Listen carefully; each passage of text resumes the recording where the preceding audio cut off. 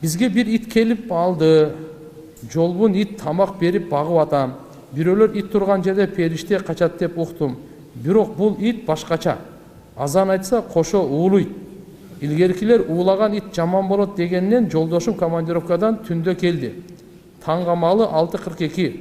Уулуп атканына жолдошум эшикке чыгып эле бул азан айтканда уулуйт экен дейт. Ошо менен не кылсам деп санаа болуп атам. Иттер уулаганы шайтанды көргөндө уулайт. Эшек дагы шайтанды көргөндө айкырат. Силер пана тилегиле деген ошондочу. Короз кыйкырганда Алла Тааладан афият сурагыла, периштелерди көргөндө булар короз кыйкырат деген. Уулай бере турган болсо, ол бир айдоого итак эле тияк бияктан келип калыптыр, айдоого алып барып таштап койгула болду.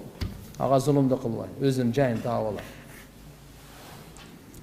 Усал хадистерде саждага барганда 7 жерден ашпасын дейилет.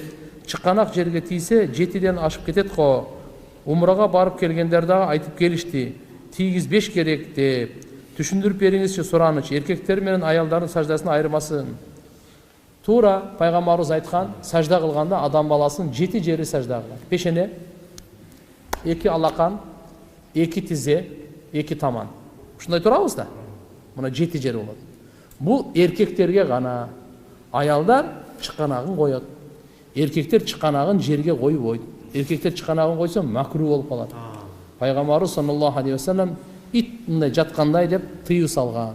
А бул аялдарга эмес. А башка мазхабтагы аялдар болсо, алар колун көтөрөт. Эркек менен аялдын намазында айырмасы жок дейт. Жок. Биздин мазхабта тургандар эркек менен аялдын намазынын айырмасы бар. Эркек аялдардыкы астар, сатырыраак да. Мисалы руку кылганда да мындай кылып туруп албайт, кичине мындай ийилип эле турса болот. Эркектерде эмес. Саждага барганда дагы өтө катуу мындай кылып ачып туруп албайт. Жок, жапысыраак намаз окуйт булар. Макулбу? Сатыр ауыратыраак да мындай жапысыраак. Ошо. Мен жин оорусу менен аябай катуу оорудум. Кудайга шүгүр азыр жакшы болдум. Намаз окуйм, зикир кылам. Күйөөм артынан аял жинди көрөм. Дайым көңүл бурбай эле жүрөт. Делем.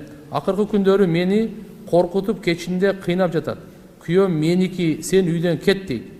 Молдого да окуттук, кетпей жатат. Эмне кылсам болот, кыйналып кеттим. Көбүнчө мына жин, шайтандар илешкендер бар го. Кирдиктен илешет да буларчы. Кусулу жок жүрө бергенден.